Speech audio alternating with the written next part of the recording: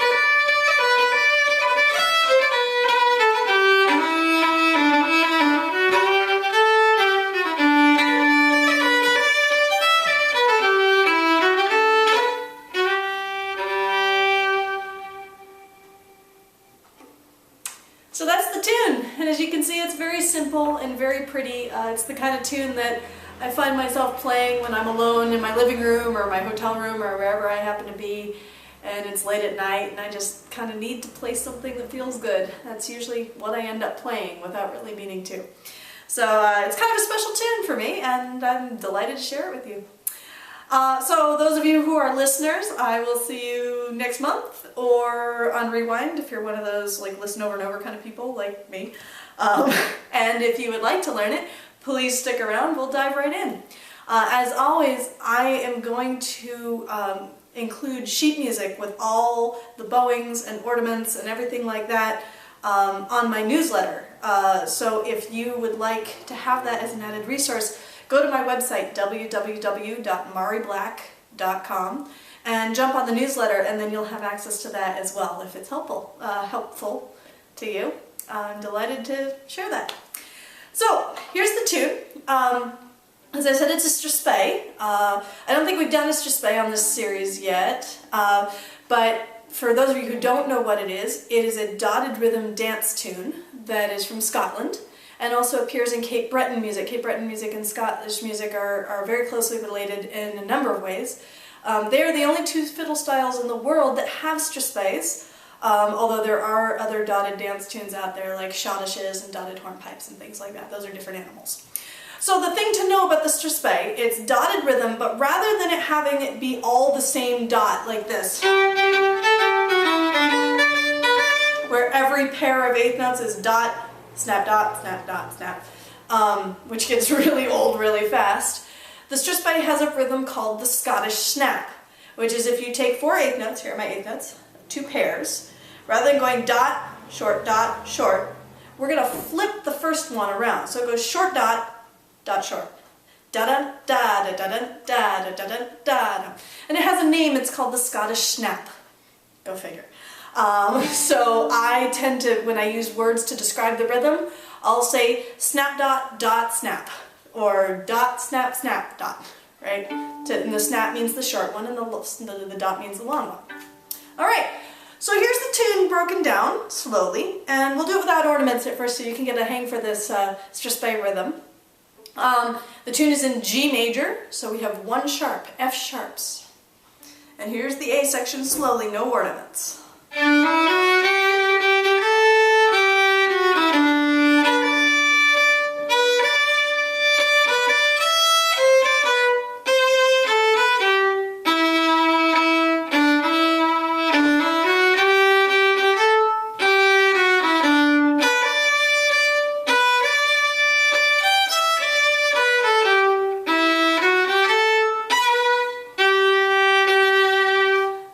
to hear it again, go back and rewind. I'll break it down with the rhythm right now. We start with a dot, snap, snap, dot, land. Check it out. Dot.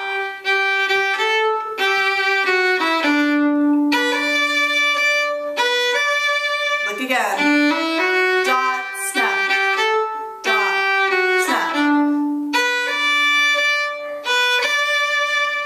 The second part has a triplet pickup, and then it's the same rhythm.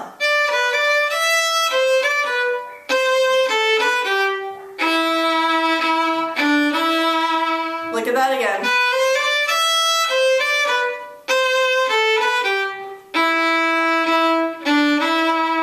And then, like many fiddle tunes, halfway through this A section, it's going to go back to the beginning.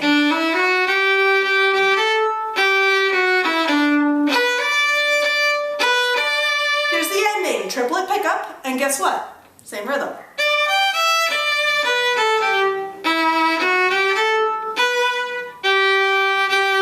Ending one more time.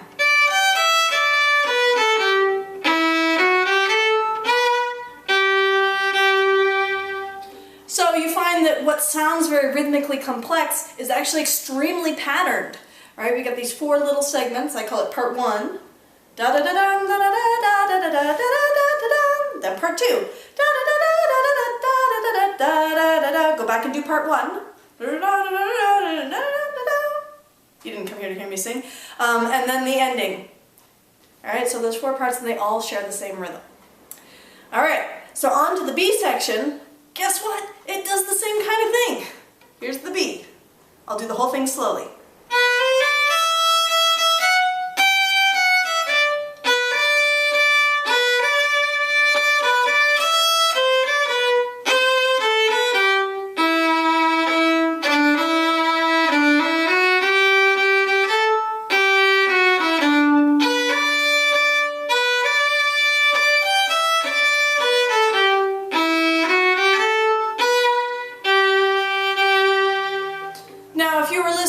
Closely, you might have heard some familiar stuff the second half of that B section. You're correct. Instead of repeating the first half of the B section in the second half, it goes instead back to the second half of the A section. This is actually very common in a lot of fiddle tunes where only half the B section is unique music. It's called a half B construction. Alright, take a look at that again. Here's the B.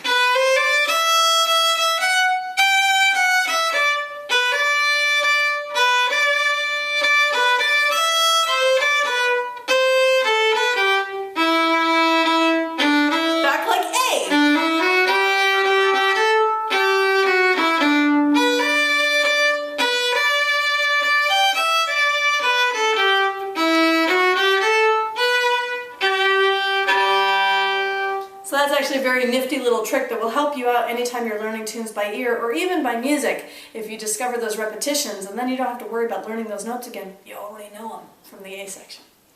Alright, so I'll break down, we only have 2 parts of the B to learn. And it's the same rhythm.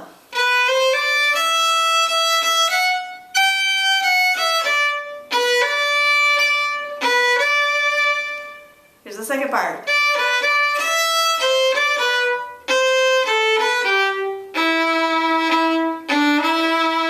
One's really easy because it's just broken thirds.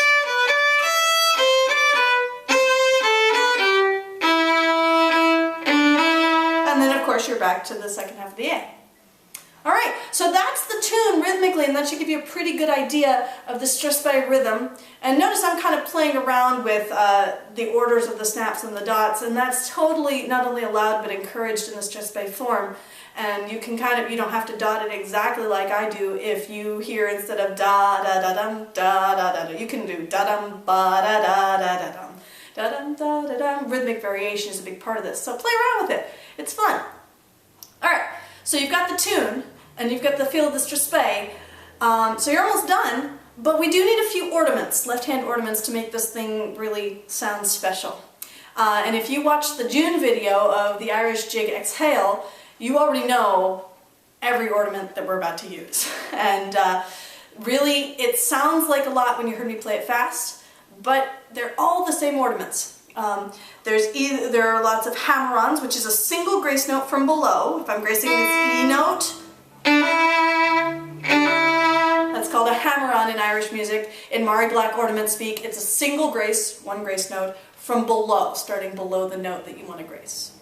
The other kind that we use is a double grace note, two grace notes, from above. And the Scots actually call these taps. So it's another word for it. If you hear that, that's what they mean. And so how it works is, here's this E. I'll start on the E, and so grace, grace, land. And the first grace note actually starts on the note, the same pitch that I'm gracing. That time I'm gracing my first finger with my second, I can also do it with my third, and even my fourth. And you may notice that the higher number finger I grace with, the less I get the pitch of the grace note, and more I just get rhythmic interruption. So that's another kind of neat variable that you can play with if you would like it more pitchy, which is kind of more Irish, or more percussive, which is a little more Scottish. Alright, so I'll put these grace notes in, be looking for double grace from above, and the hammer-on from below. Here's the A section.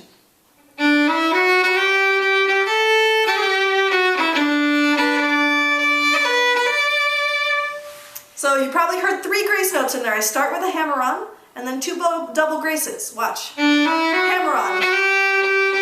Double grace. Double grace. Got it? Moving on.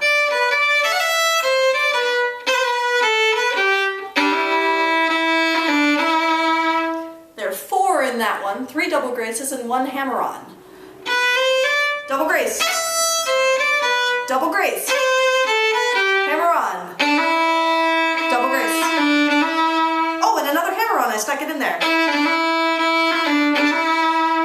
Any note that you're landing on is kind of a great opportunity to have a hammer-on. All right, and then we're back like the beginning. Hammer-on, double grace, double grace.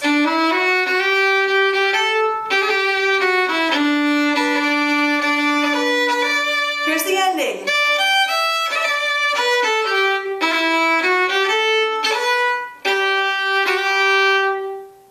Did you hear him? Double grace. Double grace. Hammer-on. And with that ending, you could really do a lot of things. You could do double grace, or you could do hammer-on. It gives it kind of a different feel. The hammer-on is a little more grounded, and the double grace is a little more kind of tossed off and flirty something or other that starts with FL. Okay, so that's the whole A section. Here it is with all the grace notes in.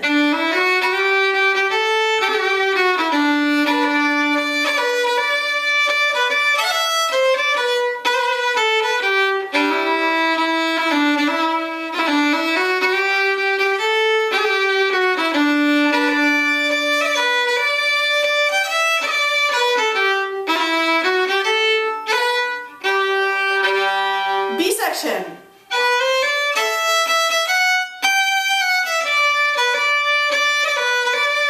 Did you catch it? Hammer-on and 2 double grace.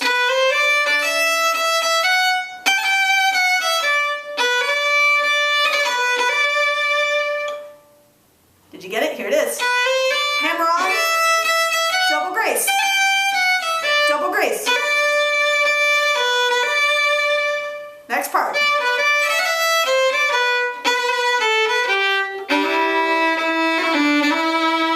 There are 4 in there, mostly double graces. See a pattern? Double grace. Double grace. Hammer-on. Double grace. And then remember, you're back like the A section. You already know that part. Whoa, it's the whole tune. Here's the B section with all grace notes in.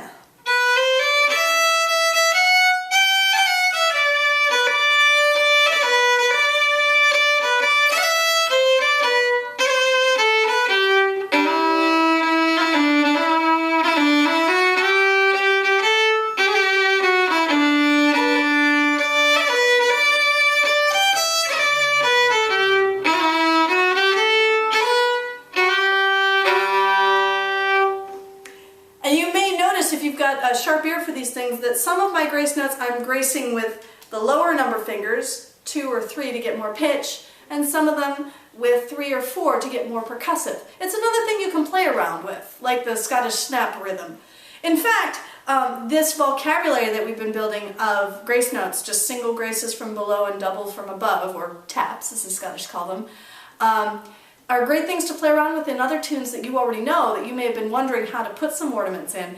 You can go and start playing around. What happens if I throw in a double grace here? What happens if I throw in a hammer-on or a single grace there? And you'll find real quickly which ones you like. And of course we'll keep doing tunes that use all of them.